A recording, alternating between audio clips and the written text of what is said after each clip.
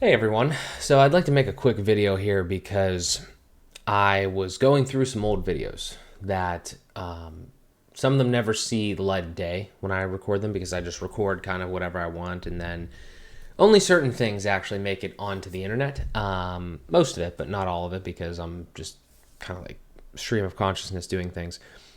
I want to make a quick documentation of a thought that I had. I was watching a video about myself just talking 2 months ago in late September. And what I was thinking of was I had just created this brand called MJSWP. And I was like, oh, I'm going to make this new website, new brand, and new YouTube channel, and I'm a new Gmail, or Google Workspace and everything like that. Like basically like a whole new prong of a business or something. And that's going to be a brand specifically dedicated and devoted towards teaching people how to build websites and all that sort of stuff. And I was like, it's a really good idea. Felt confident about it. Started building the site. Started doing all this other stuff. And then I started like looking around at other people's things, and I was realizing the people that are doing this same thing, they're not doing it under a separate brand. Normally, they have an agency that with a name, like a company, and then they do this stuff under their personal brand, just their name.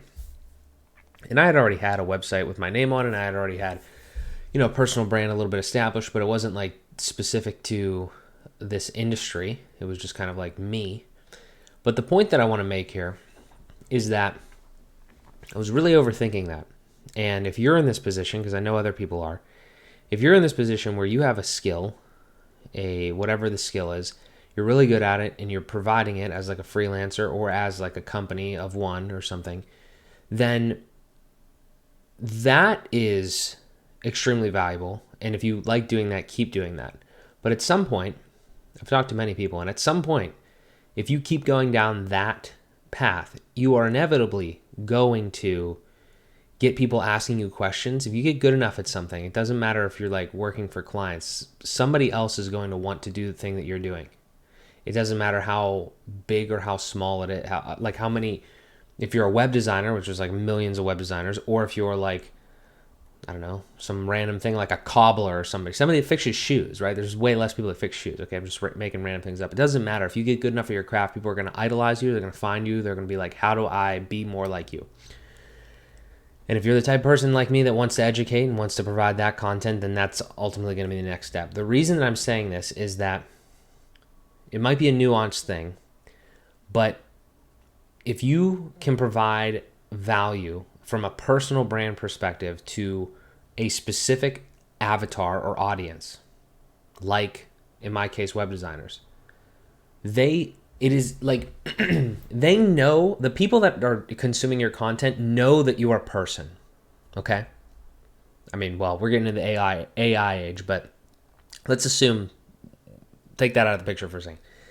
They know that if you're speaking into a camera, trying to help them, human nature is going to be like, wow, this person is very valuable to me, even though I don't know them. I just see them. It's like a one-way relationship. Like, they're very valuable.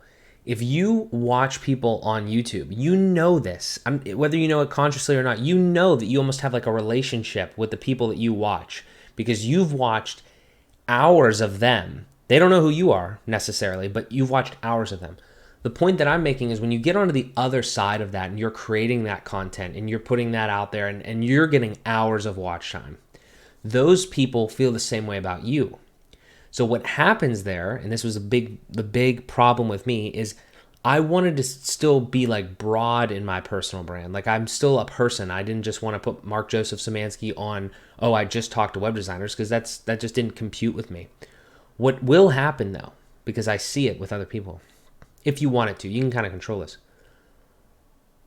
If 100 people watch me for web design content regularly, making up numbers, they are going to eventually like form that relationship or whatever, feel that bond, and then they're going to want to know. It sounds weird, but they're going to want to know like more about me, or they're going to want to know like tangential vertical things. For instance, people know that I use Elementor to build websites, for instance, okay? So they know that. Well, at some point, they're going to want to know, like, maybe what camera do I use? Or, like, what my setup looks like or something like that. Like what I'm looking at here.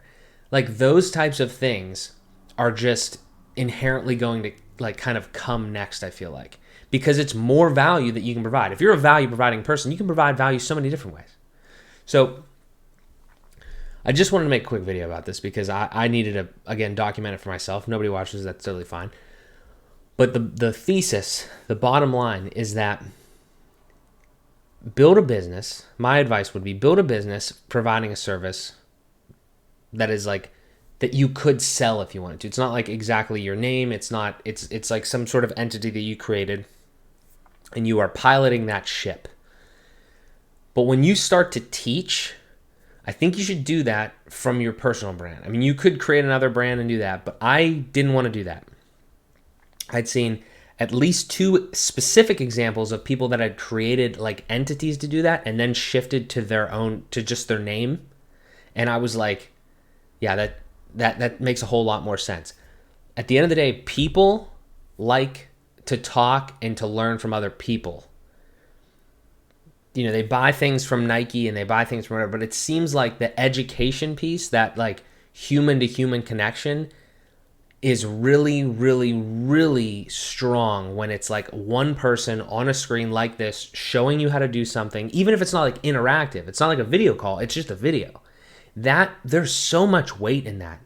This is, I think, I'm just random thought here. This is why I think that those videos that where it's just like a random voiceover and like weird stuff going on the screen, just try to like educate people. It's okay, but it's not nearly as good as like me, another human, trying to explain to you how my mind went through solving this XYZ problem that you are currently having. I just think that's super powerful. So if you're gonna go to that next step, if you're gonna have a service-based business or a product or whatever, and then you're gonna educate people, all of the big creators, and this is on the last point, all the big creators, it's their name. Like it's like you follow Gary Vaynerchuk or you follow Alex Hormozi or you follow what, like it's their name. So I was just overcomplicating it. I hope you guys don't do the same. Save yourself some time, because I was battling with this for like, if I would have started from the beginning, I could have saved at least a year or 2. So that's the deal.